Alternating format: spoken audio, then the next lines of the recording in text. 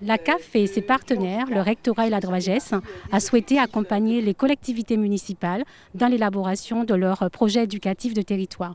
Il s'agissait pour nous de couvrir 75% des territoires de la Guadeloupe et aussi de Saint-Martin, que les collectivités municipales soient dotées d'un projet éducatif et de territoire. Je suis ici en tant que partenaire de ces plans éducatifs territoriaux, puisque nous travaillons évidemment avec la Caisse d'allocation familiale, avec les collectivités, avec la préfecture, pour mettre en place tout un ensemble d'actions au service des jeunes, plus largement, puisque ce ne sont pas que les élèves.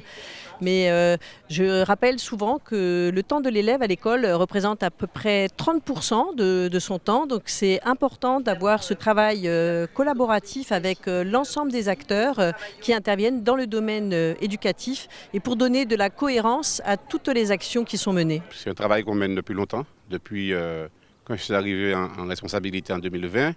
Et puis finalement, on voit le jour, la signature du plan pour les enfants.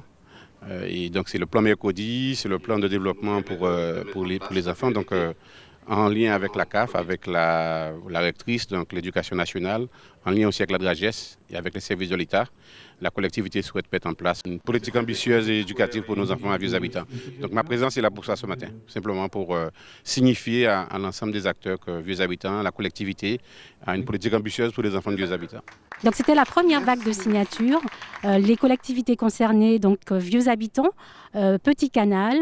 Je remercie le président ainsi que le directeur de la CAF de nous accueillir au siège pour la signature du PED d'été 2022-2025.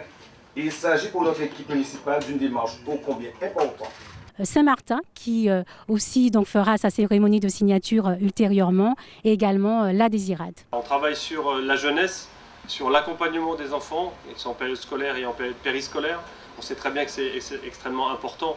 Moi, je pense pas tout de suite à la délinquance, je pense juste à leur bien-être. Alors en fait, on vient de signer avec la CAF et le rectorat, et puis des communes, des projets éducatifs du territoire, qui sont en fait un ensemble de prestations que nous pouvons mettre à disposition des communes, en partenariat avec elles, pour accompagner les jeunes dans les temps scolaires et surtout en dehors des temps scolaires. On pense par exemple au plan mercredi pour les enfants, pour les occuper le mercredi, ou les activités périscolaires.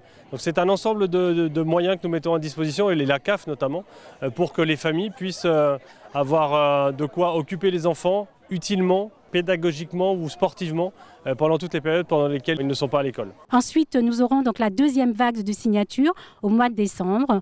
Les collectivités municipales, en tout cas les équipes des collectivités municipales, sont en train de travailler pour finaliser le plan d'action de leur PEDT. Et donc j'invite tous les maires des collectivités concernées à challenger leur équipe de manière à arriver à bon port au mois de décembre pour les signatures des projets éducatifs et de territoire.